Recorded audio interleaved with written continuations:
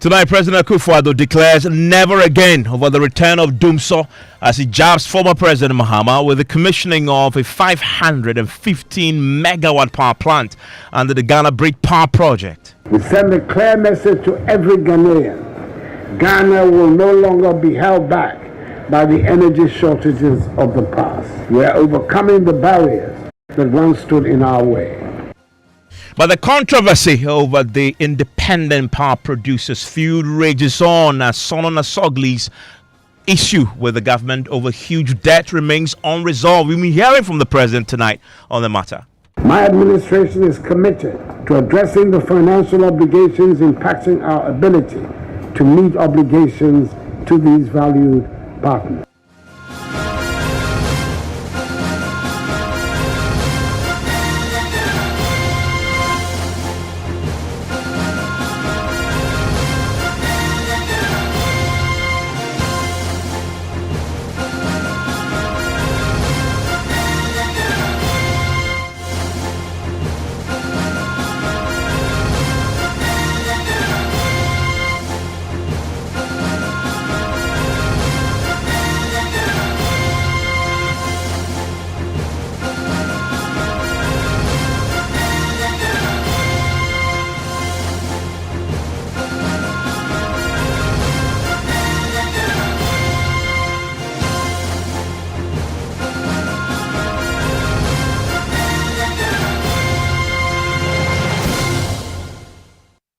And Dumsor is always brought to you by Telecel Connecting Energies, holding insecticide spray and coil. Enjoy a holy sleep. Never again. A declaration by President Akufo-Addo as he jabs former President Mahama over Dumsor. The president has expressed optimism about resolving the country's intermittent power supply issues following the commissioning of a 515 megawatt power plant under the Ghana Bridge Power Project at Bong near Tema. The $1.2 billion project is owned by Endeavour Energy, a leading U.S. independent power.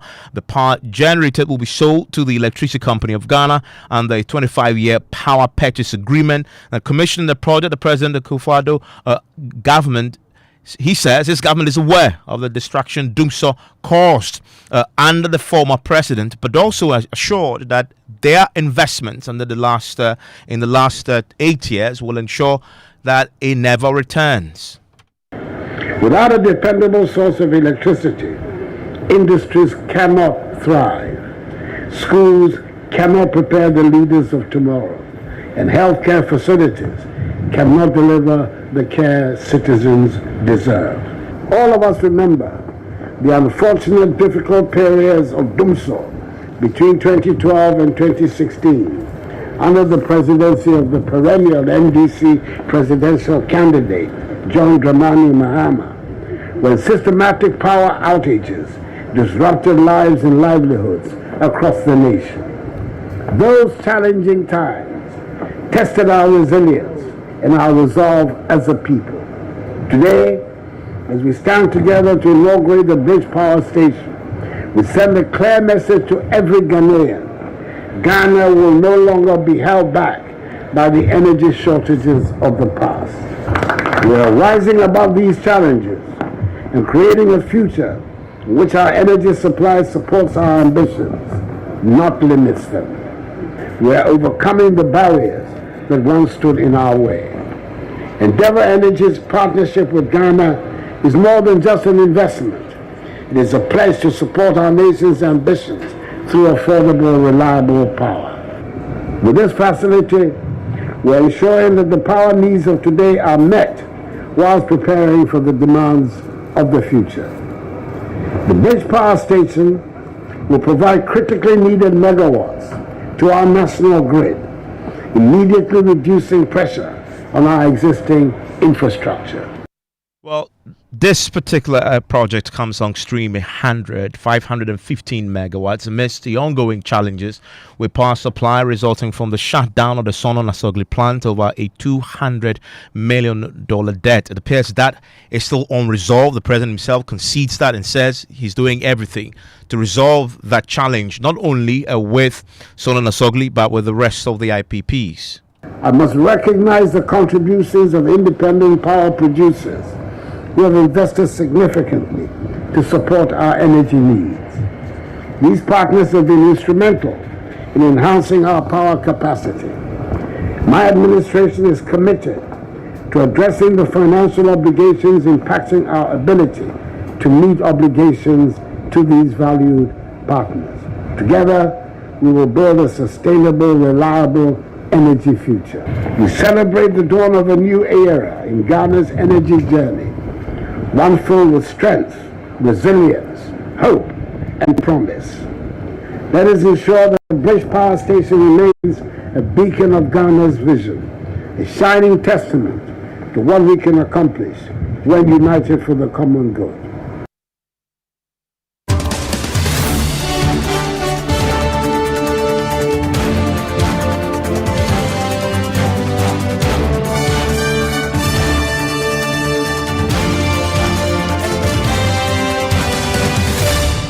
Well, I want to bring in right now as CEO of the Independent Power Producers, Dr. Alec Plema Petokbo joins us right now on the line. Doc, thanks for your time here on Top Story. You were owed some money. I want to deal first with this Sono Nasogli challenge. Has this been resolved? Thank you very much, Evans. Thank you. Good evening to you and to your listeners. Asogli is still unpaid, and we are still idle. We are not working. You started a conversation with the government over this. How far did it travel, and what has been the outcome? We've had a series of conversations regarding our debt position. The government has made promises, to say they've not been able to honor any of the promises. So for conversation, we are in that day in, day out. You said they've been made promises, but no commitment so far. No payment has been received. But what's the challenge? We've not received any tangible reason for not being paid as we speak, because these are promises they themselves made with specific date, times attached, but have not honored it. So whatever the reason is, as we speak now, I cannot tell. So the plant remains shut down. You must be losing during this period. This is a period that you should be producing because you owe, don't you, yourselves? It costs so much to produce the power. Exactly. And we have reached a stage that we cannot just operate the power plant because the fund is not there to keep it on. It's very costly to run a power plant. The government said they simply haven't got the money, or they need to reconcile how much you're claiming they owe you. There is nothing about reconciliation. This reconciliation is something we do on a monthly basis. So that is actually not part of it. I understand that last month, the finance minister directed the controller to pay Sono Nasogli $30 million. Do you know about this? Yes, we received that notification that he has instructed the controller to pay, but we have not received even a peso out of that. Have you followed up to see clarity on why that directive has been given, but you don't have the money? No reason has been assigned, and we follow that on daily or even hourly basis. No reason at all has been assigned to why the payment has not been made to us. In the midst of that, though, how do you plan to recover what you're owed? Because that amount of money is quite significant. You're talking about more than $259 million. Well, this is let me say, the protest action that we can take as far as the debt is concerned to shut down, because simply we cannot continue to run. And this is a debt hanging on ECG. So ECG must be coming out with ways to settle this debt.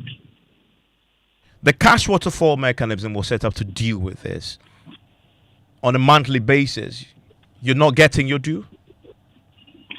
We are getting allocations out of the cash waterfall.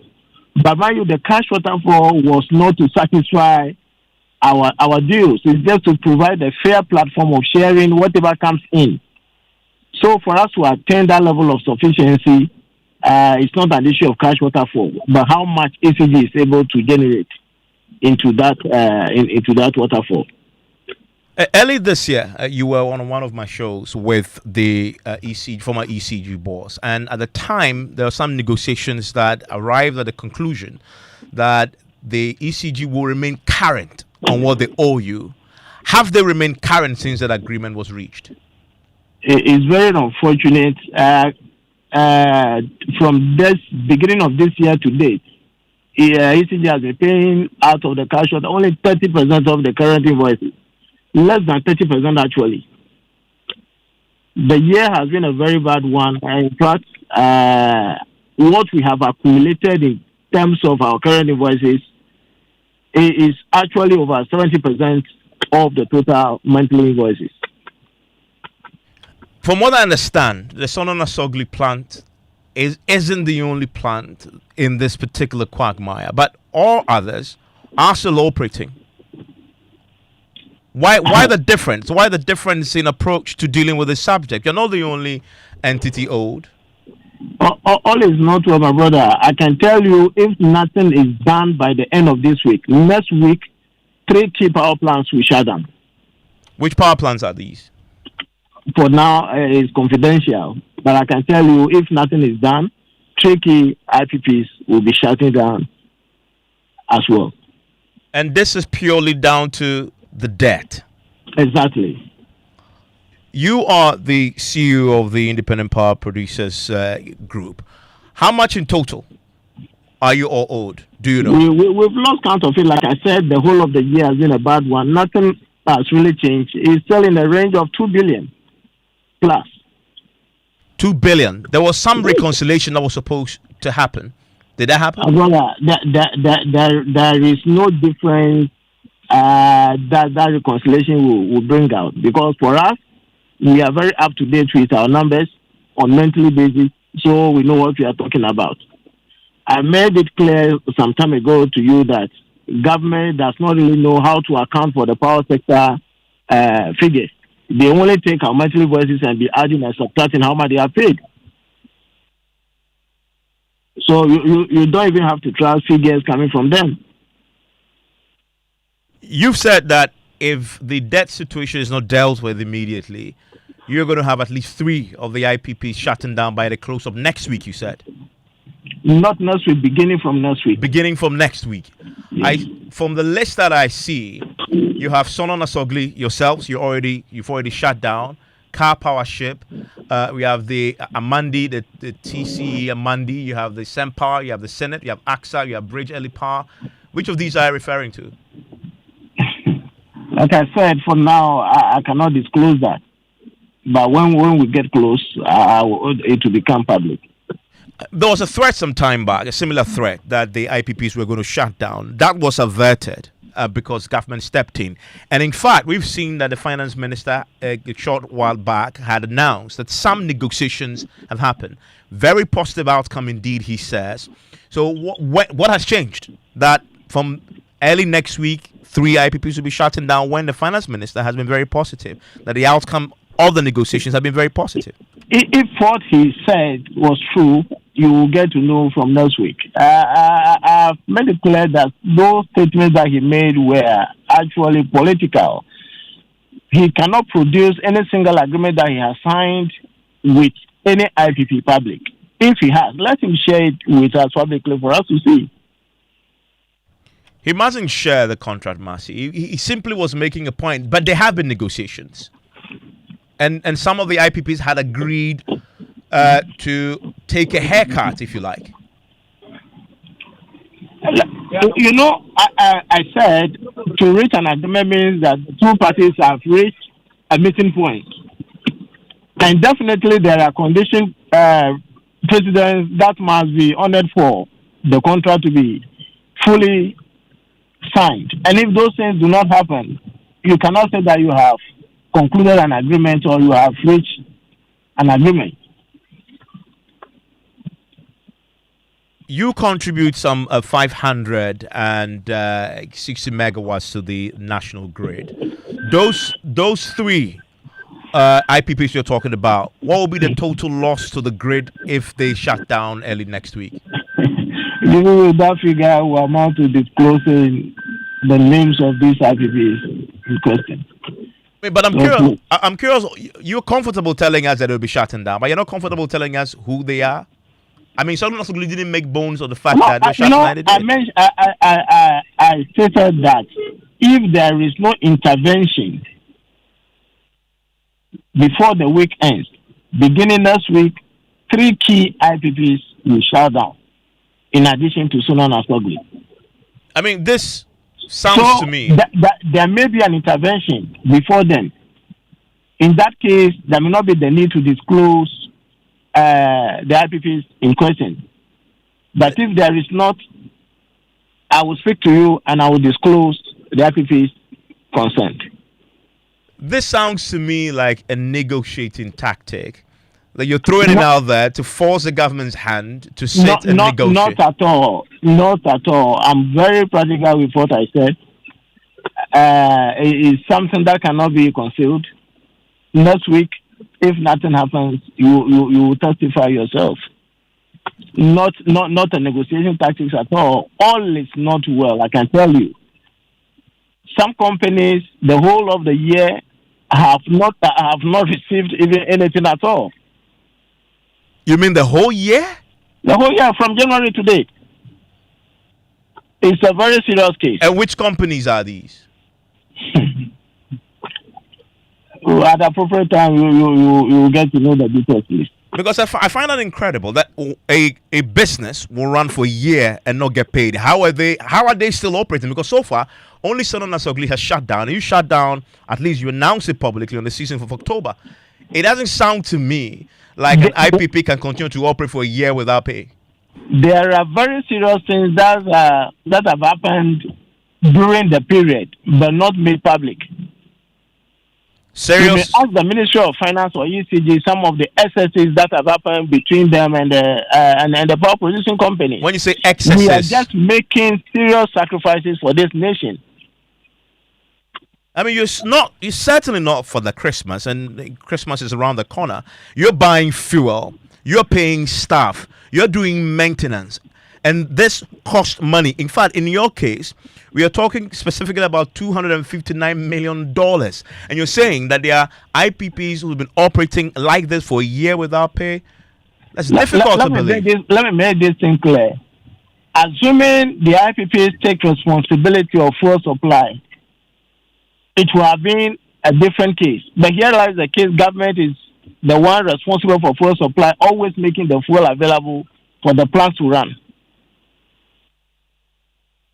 I hope you get a clue from what I'm trying to say. That is why you're saying that the IPPs who have not been paid are still running, because they're getting the fuel from government. Exactly. So without government buying the fuel, you say they'll be shut. There is nothing. As far as the case, for instance, became worse, that is why we refuse to even receive the fuel to operate. So you rejected government fuel? By all means. Why? How do we continue to operate without being paid? A whole year you owed us, even the figure that we are quoting, the 239, is just the net of it. There are other costs that government still has to assume responsibility for that were not even mentioned. You heard the president today categorically say that with the commissioning of this 550 megawatts, it's 200 megawatts.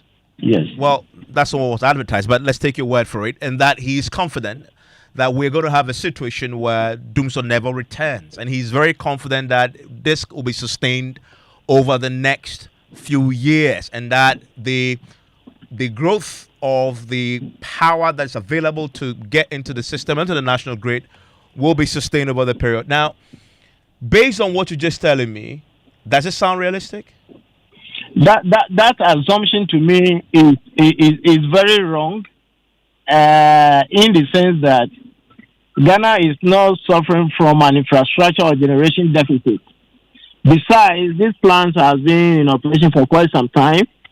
So, commissioning 200 megawatts is actually not an issue. Remember, the same government came and said that there is excess capacity. Why should an addition to already existing capacities be a point to put Dumsor to rest? No, the challenges of the sector is largely financial as we speak. the policies, political intervention in activities of ECGs, things that do not really favor ECG financially are what is causing the key challenges of the data, which is largely financial. And that has been very well advertised when it comes to financial challenges with the sector. You've told us already that early next week, if nothing happens to deal with the debt, 3 IPPs will also shut down. In your case, you've been off since 16th October when you announced to the world that you shut down. You haven't been settled. What's the confidence that the rest will be settled before early next week? Well, I am still confident, or I believe government may look at the seriousness of the situation and come in with something. Otherwise, government may be the biggest loser. Let me put it that way. Stay with me. I want to bring in Nana Moisi, Executive Director of the Institute for Energy Securities, into the conversation. Nana, you've just been listening to the CEO of the Independent Power Producers, Alipelma Petokbo, that makes the point about the 3 more IPPs shutting down early next week, and that will add to the Sono Nasogli shutdown that we know has not been operating since the 16th of October. This is a financing challenge. However, the government, he says, have not given them any indication that they can find the money. The president has been assuring today that everything has been done to resolve the issue. They simply haven't got the money, have they? And next week, from what he's saying, if nothing happens, we can't expect some of our challenges from Monday. Hello, Nana. Okay, hello, Nana. Can you hear me? Okay, I may have lost him down the line. I'll try and get him back into the conversation. But we've been listening to the president today at the commissioning of this Endeavour Energy project with the significant megawatts being added onto the national grid. We've been hearing from the CEO of the independent power generators on the conversation around the debt that the sector is still burdened with. Sono Nasogli is still down and with no plans of coming back up to contribute its lot to the national grid. And you've been watching this space very closely. Where we are now, another threat that 3 more IPPs will be shutting down. Government simply hasn't got the money. We've had the finance minister say that they've reached some agreement on this. What do you know as far as the reality of where government is with the IPP negotiations are concerned? Well, what we understand even is that government is just adamant in paying, let's say, for now. So, they are rather willing to import power from La Côte d'Ivoire than to pay anybody that threatens them or any other plant that goes down. And so what we know is that through next week, the bird has whispered to us that some other plant may go down. We are also monitoring if government will be just willing to pay them or not. From where we sit, and it's likely that we're going to see a more heightened outage than what we have today. But where's government getting the money to import the power when they can pay those they already owe locally? That's what we can't just understand. We don't used to be importing power, but since the last 2 months, government has made attempts and have succeeded in importing power from La Côte d'Ivoire in critical times. But if you are comfortable importing and probably paying later for it, why aren't you willing to get these other plants online and giving them something and probably engaging them to come back? We don't know whether government wants to rather be incentivized to pay IPPs. It is rather government that needs to incentivize the power plants to come on stream and to keep on producing power. But the money isn't there, is it? I mean, the negotiations started. We got several announcements of progress. The president today has assured again that he will ensure that this is resolved. It appears that the conversations around renegotiating the IPP's debt had not traveled far, contrary to what we've been told. We do suspect them because it's the same government that pledged through the finance minister that they've directed a source to pay Asogli at least $30 million so that they can start a proper negotiation. Up to now, we get an indication that nothing has been done, and very, very unfortunate. And even if I don't know what gives the president the comfort, and that the issue will be resolved. Is it that because he's going to commission early power or bridge power? Bridge power has been producing power since the beginning of the year, going through technical commission. Sometimes they go down because of a challenge or two. In fact, bridge power was down until the day after we shut down, and they forced to bring bridge power online. And since it's been operating, we only hope that it was not a forced cut, and that the plant can work effectively up to have. But they are still generating power, yet we still have outages across the country because we are not meeting our peak demand and we are producing under capacity. Well, Nana, thank you very much. Thank you also, Dr. Eliprema Petogba. I want to hear from you on the 05511119997 News Night in a minute.